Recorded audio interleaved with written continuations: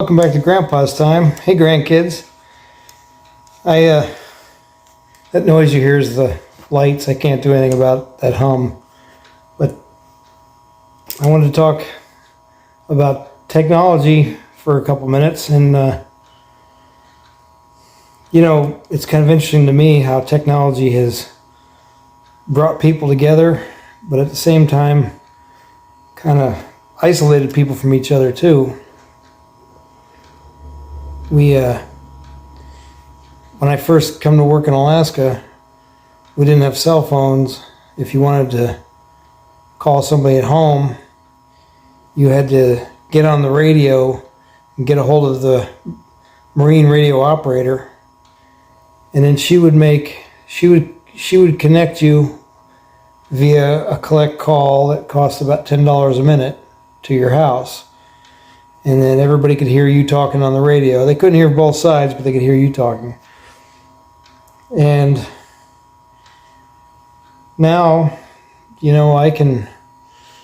most places that I go, not everywhere, but most places that I go, I can get on and hit Google Duo and see my family. When I'm up in Alaska, I can see my family on the phone. So that's pretty neat. We used to have to write letters.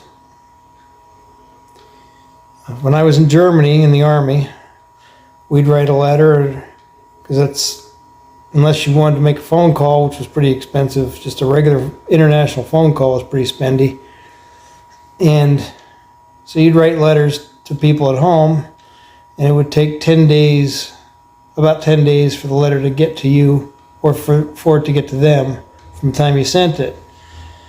Now you've got emails, and now people don't even really use emails that much for writing to each other. It's more for business stuff, and people just text message.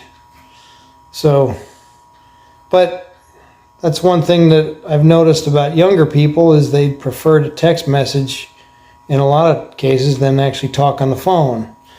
So you don't get that personal interaction that you used to on the phone. You've got a phone in your pocket all the time now, where when you would leave the house when I was a kid, or part of my adult life, you'd leave the house, and when you get home, you check your what do you call it? I can't even think of the name of it now. It wasn't voicemail then. You had like a recorder that was hooked up to your phone, and it would record your messages. It would beep, and then you'd say your thing, and it would go beep, and then they'd say whatever their message was. So you wouldn't even get the phone calls when you were out and about. So that's pretty interesting. But as much as it's brought us together, and in certain ways it's been a real blessing for me and my family to be able to see each other and talk. And the fact that I used to be able to go a lot of places where I wasn't able to talk to my family for long periods of time, and now I can. Technology's done that. But then you look at people, and they've got, that are sitting in the same room with each other, and they're all doing this and looking at their phone, and you just sit there and watch people around a living room for an hour and not say a word to each other, because they're all on their phones doing this the whole time. Put your phone down during dinner. Okay, put your devices away during dinner. Sit down and talk to each other. Put the devices away and play a board game with your family. All right. We've recently bought several board games to start bringing our grandkids to the table and playing some games, instead of just having them glued to pads and phones and stuff. So anyway, it's good and it's bad. Just realize, if you're not spending time with people, and you're just spending all your time on a device, that you're losing that socialization that I think we all need. And I don't know. Take it for what you want. I see a lot of good in it. I see there's an awful lot of bad in it. I think sometimes one of the worst things that ever happened is the internet. Even though, even though that I'm doing these videos and you grandkids are going to watch these videos now or someday because of the internet. So maybe instead I would have written a book or something, and maybe you would have seen it, or maybe when I died your parents would have thrown it away and nobody ever would have seen it. Maybe, now with the internet I can self-publish that book if I still wanted to write it.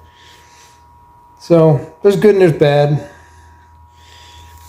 I don't know if you see Papa's beard, but I'm about 2 weeks in and I am at that crazy itchy stage where I'm ready to shave it off. So I don't know how long I'll have this.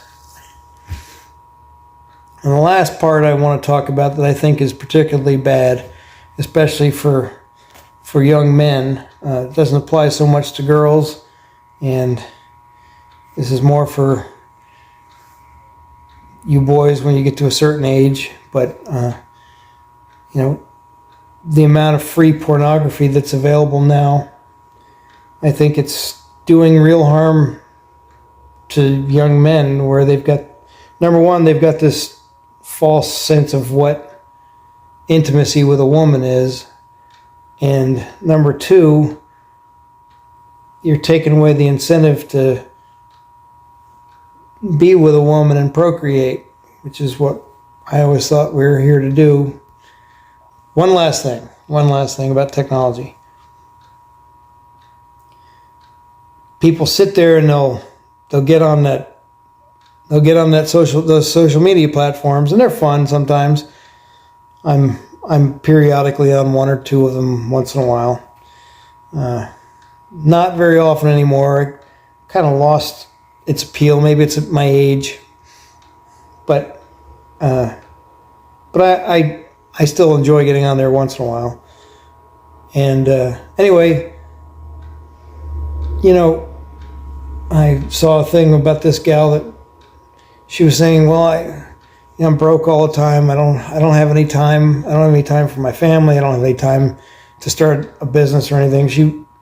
People were talking about how she could make more money. And they said, well, what do you do all day? And she goes, I get up, I get the kids off to school, I go to work, I come home, I make dinner, I sit down, get on Facebook for a while, and then I go to bed. And they said, how long do you get on this Facebook? And she said, about 2 hours. So 2 hours a day, every day. It's 14 hours of your life every week. What could you get done in 14 hours if you weren't sitting there scrolling? So that's about all I have to say about technology. It's a great tool in a lot of ways. YouTube's been great. I enjoy putting these videos on here. I enjoy getting on YouTube, and I've learned a lot of stuff when it comes to working on my house and that kind of thing. So technology is great for what it is as a tool, but you can get lost in it, so don't get lost in it. I guess that's the message here. Don't get lost in the technology. Don't live in the technology. Live in the outside world with the trees and the animals and with your family, and get outside once in a while, and get some fresh air, run around, play a board game at home when it's raining. All right. Love you guys. Thanks for watching.